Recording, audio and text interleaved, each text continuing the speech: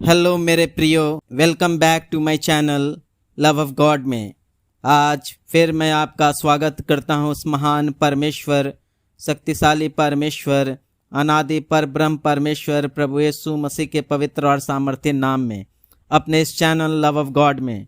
आपसे निवेदन है कि अगर आप पहली बार इस वीडियो को देख रहे हैं तो वीडियो को ज़रूर सब्सक्राइब करें, लाइक करें और बेल की घंटी बजाएं, ताकि जो भी वीडियो मैं डालूं वो आप तक सबसे पहले नोटिफिकेशन पहुंचे।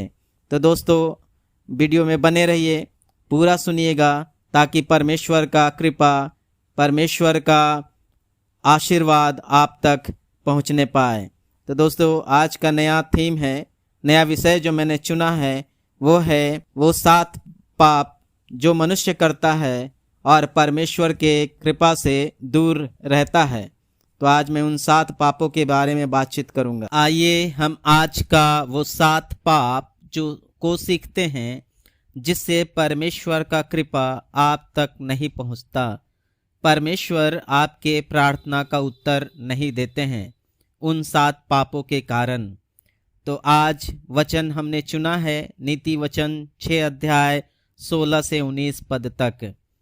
तो मेरे प्रियो, आइए हम एक एक करके सीखते हैं कि वो कौन कौन से 7 पाप हैं जिससे हर मनुष्य को बचना चाहिए। अगर आप चाहते हैं कि परमेश्वर आपको आशीष करे तो इन 7 पापों से बचना अति आवश्यक है। अगर आप चाहते हैं कि आपके प्रार्थनाओं का उत्तर मिले तो इन 7 प्रकार के पापों से हर मनुष्य को बचना अति आवश्यक है। तो आइए दोस्तों, अब हम एक एक करके देखते हैं। पाप नंबर 1, घमंड से चढ़ी हुई आंखें।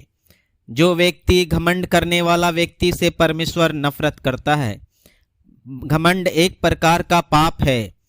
जैसे घमंड अलग अलग प्रकार का होता है।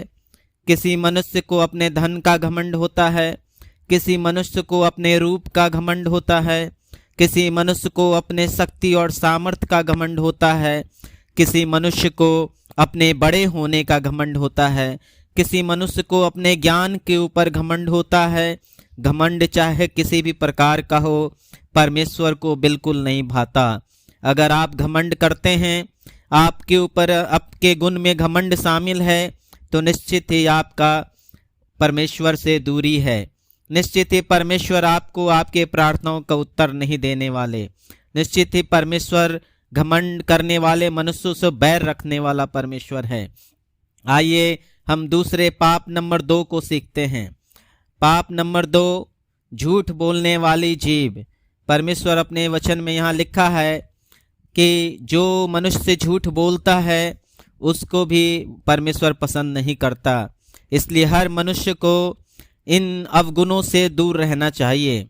आपको और हमको सबको सत्य वचन बोलने की आदत डालनी चाहिए। हम नित्य दिन न जाने कितने प्रकार के झूठ बोलते हैं। इसलिए मेरे प्रियो, आज जब ये वचन आप सुनते हैं तो आज से आप सुन लें और सीख लें कि अब झूठ बोलना आप धीरे धीरे कम करें और समाप्त कर दें। क्योंकि झूठ बोलने वाला जीव मनुष्य परमेश्वर ऐसे लोगों से दूरी रखता है। ऐसे लोगों से परमेश्वर अपना कृपा नहीं देता। पाप नंबर 3 की ओर चलते हैं। पाप नंबर 3 में इस प्रकार से लिखा है, निर्दोष का लहू बहाने वाला हाथ। इस संसार में बहुत सा आप सुनते हैं, आज वहाँ हत्या हो गया, छोटी छोटी बातों के लिए आपस में हत्या कर दिया लोगों ने। तो हत्या करना भी एक प्रकार का पाप है। बिना गुनाह का हत्या करना पाप है। आप इस पाप से भी बचने का प्रयास करें। आइए हम चलते हैं चौथे पाप की ओर। पाप नंबर 4, इसमें इस प्रकार से लिखा है, अनर्थ कल्पना गढ़ने वाला मन। दोस्तों, हमारा मन बहुत चंचल है। मन की व्याख्या बंदर से की गई है। बंदर जिस प्रकार इस डाल से उस डाल उछलता है, उसी प्रकार मनुष्य का मन भी हमेशा कल्पना में डूबा रहता है। मनुष्य का मन लगातार अनर्थ बातों में कल्पना में डूबा रहता है। तो फालतू का कल्पना में डूबने से बचें, क्योंकि परमेश्वर लिखता है, अनर्थ है, व्यर्थ की बात है। अनर्थ मतलब जिसका कोई अर्थ ना निकलता हो। ऐसी फालतू बैठकर कल्पना करते रहना भी परमेश्वर को नहीं भाता। तो दोस्तों अभी पाप नंबर 5 हम सीखेंगे और यहाँ लिखा है बुराई करने के बेग से दौड़ने वाला पैर। इसका अर्थ है जो मनुष्य बुराई के लिए तत्परता दिखाते हैं। ऐसे बहुत से मनुष्य संसार में पाए जाते हैं जिन्हें अच्छे काम बोलिए तो नहीं करना चाहेंगे, लेकिन बुरी काम बिना कहे वो दौड़ दौड़ के करते हैं। ऐसे मनुष्य परमेश्वर के नज़र में पापी कहलाते हैं।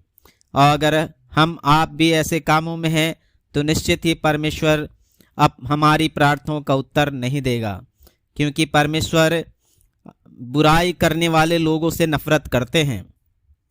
पाप नंबर 6 यहाँ इस प्रकार से लिखा है झूठ बोलने वाला साक्षी। अगर कोई झूठ बोलता है और उसका हाँ में हाँ कोई मिलाता है तो ऐसे लोगों से भी परमेश्वर नफरत करते हैं। इसको भी परमेश्वर ने पाप के श्रेणी में रखा है। एक प्रकार का ये पाप है कि कोई झूठ बोल रहा है और उसका भी आप साक्षी बन रहे हैं। तो आप ऐसे लोगों को साक्षी ना बने जो झूठ बोलने वाले लोग हैं। दोस्तों ये भी पाप है। अब आखिरी और अंतिम पाप 7वां पाप है। तो पाप नंबर 7 इस प्रकार से लिखा है कि भाइयों के बीच में झगड़ा उत्पन्न करने वाला मनुष्य। ऐसा मनुष्य संसार में बहुत देखने को मिलते हैं जो एक दूसरे को लड़ाते हैं, झगड़ा करते हैं। दो भाइयों के बीच में झगड़ा कर उनके घर को तबाह कर देते हैं। ऐसे मनुष्य को परमेश्वर पसंद नहीं करता। तो दोस्तों इसका अर्थ दूसरा अर्थ ये भी है कि हमें आपस में, अपने परिवार में, अपने भाइयों के बीच में प्रेम और सद्भाव बना कर रखना चाहिए, ताकि परमेश्वर का कृपा हमारे परिवार में, हमारे भाइयों के बीच में उत्पन्न हो और जो भी हम प्रार्थना करें वो परमेश्वर उसका उत्तर हमें दे। तो भाइयों आज ये 7 पाप के बारे में हम सब ने सीखा और मैं आशा करता हूँ कि आप सब भी इन 7 प्रकार के पाप से बचने का प्रयास करेंगे। तभी आपको परमेश्वर का कृपा आपके घर तक, आपके जीवन में, आपके परिवार में आ पाएगा। तो दोस्तों आज से आप इन बुरी चीज़ों से बच के रहिए। ये 7 प्रकार के पाप से बचने का प्रयास कीजिए। अगर आप चाहते हैं कि परमेश्वर का आशीष, परमेश्वर का कृपा आपके जीवन पर, आपके परिवार में, आपके संसार में आने पाए तो इन 7 पापों से बचना अति आवश्यक है। तो आइए अब हम देर न करें और आखिरी प्रार्थना करते हैं। अनुग्रहकारी, दयालु, सर्वशक्तिमान परमेश्वर, आज जिन 7 पापों को हमने सुना है परमेश्वर पिता, मैं आपसे प्रार्थना करता हूँ कि इन 7 पाप से हम बचने पाएं। जितने भी लोग सुनते हैं उन सब के लिए हम प्रार्थना करते हैं परमेश्वर पिता। हे अनादि परब्रह्म, कि उनको शक्ति और सामर्थ्य दीजिए, अपनी सामर्थ्य उन पे प्रकट कीजिए, अपनी रोशनी को चमकाइए, अपनी ज्योति पुंज को उतारिए, ताकि हर मनुष्य इन 7 प्रकार के बुराइयों से बच सके, ये 7 प्रकार के पाप से बच सके, ताकि उनके जीवन में भी आपका कृपा, आपका आशीर्वाद आने पाए।